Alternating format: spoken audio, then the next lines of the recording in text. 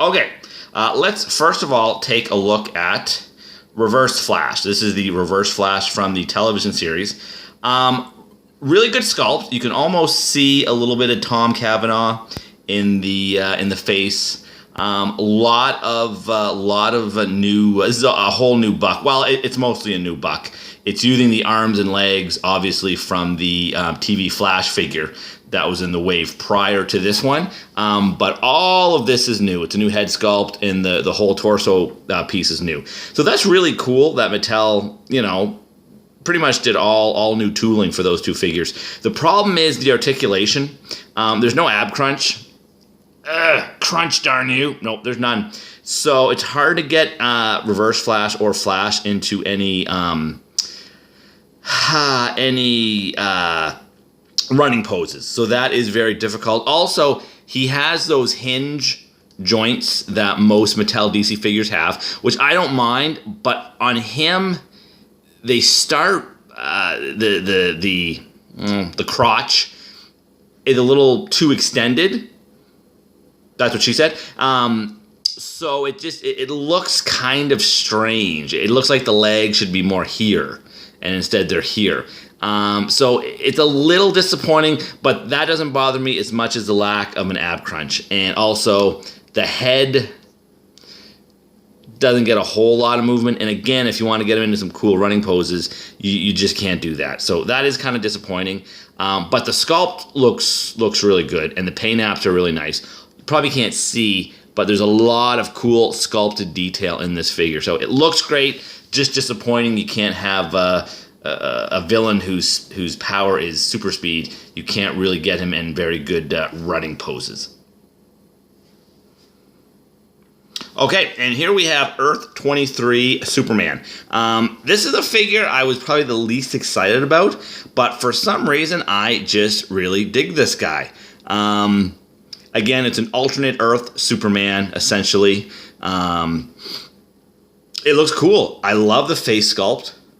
The costume is very similar to the New 52 Superman costume, but obviously there are some differences. The boots are very different. We have these kind of Bumblebee themed, not really, but those black and yellow kind of wristbands that are different. The S symbol is a little different, and the cape is also different. But I really think this is a fun figure.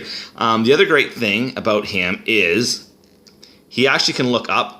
He can actually look up, and a lot of the DC, the Mattel DC figures don't have really good neck pivot or neck hinges, so it's hard to get figures that can fly in those kind of looking up poses, but he can. I just really dig this. I'm shocked at how much I enjoy this figure. Now the cape, his cape is interesting.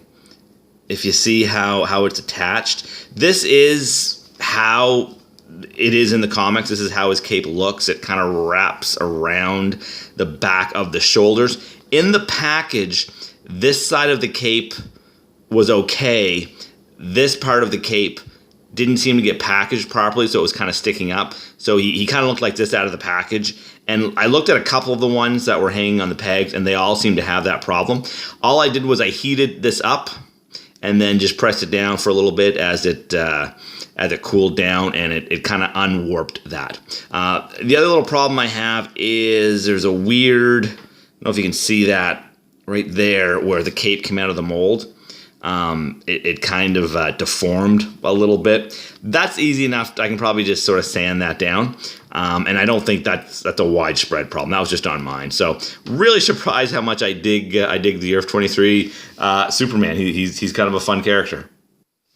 Okay, here is, I think, my favorite figure of the wave. It is the Year Zero Batman. This is based on Scott Snyder story that ran through Batman. It was essentially a very early, not quite Batman's origin, but one of his first adventures. And it's cool. The costume is very reminiscent of Batman's original first appearance in Detective Comics 27, where it even has the purple gloves. The cape is kind of a similar shape, and the way the mask, the ears on the mask or the cowl kind of go outward, it is very reminiscent and a really nice homage to the very first appearance of Batman. So that's cool.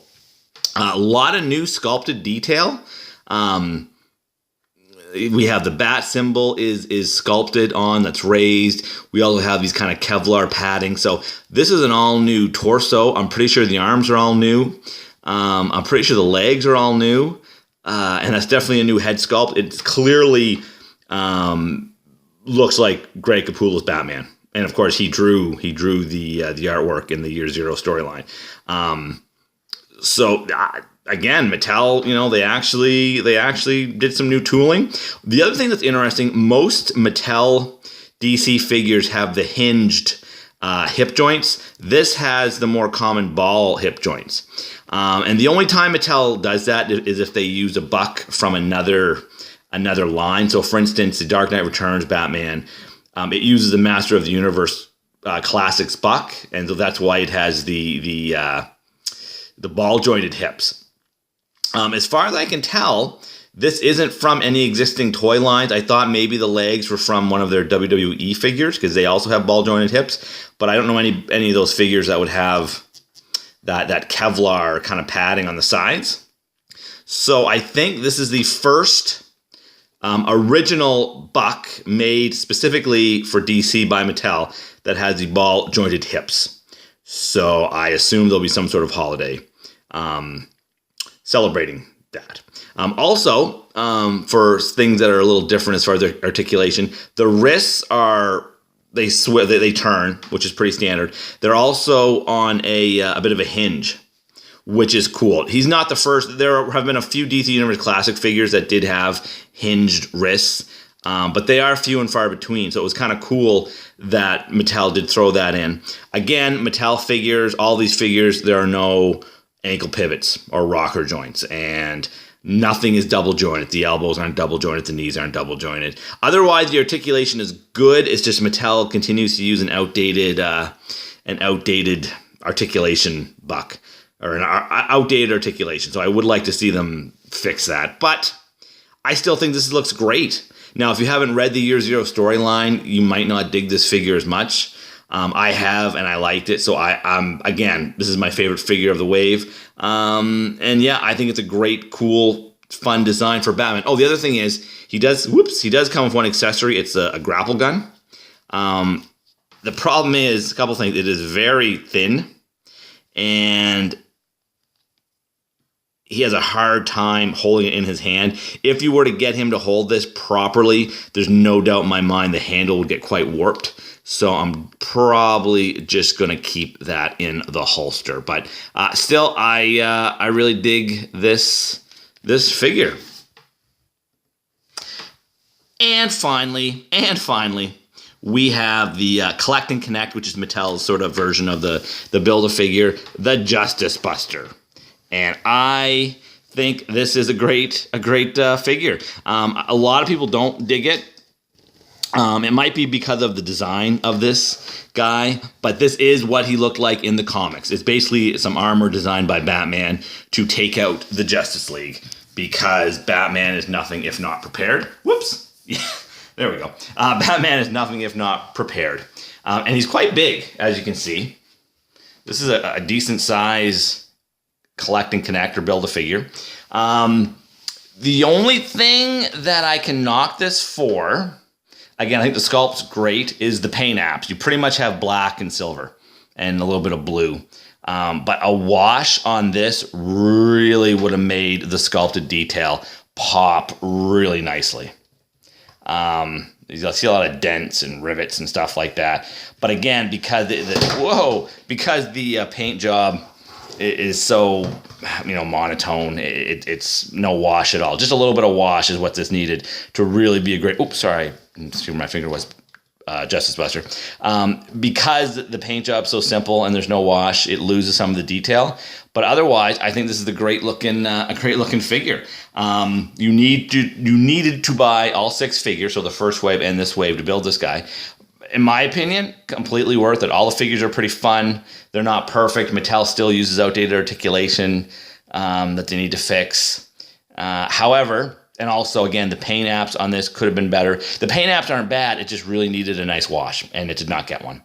But I still think it looks cool, and it's a nice size, and the articulation is actually pretty decent on this guy. I won't go over it because my hand's getting tired from holding this camera. But needless to say, it's good articulation, good sculpt, very close to the design in the comics. Just needed a wash. Okay, so there you have it. Just a quick video on this newest wave of DC Mattel Multiverse figures. A lot of toy collectors, they kind of have it out for Mattel, and granted Mattel does make it easy to dislike them at times. I still feel that this is a solid B+ of figures.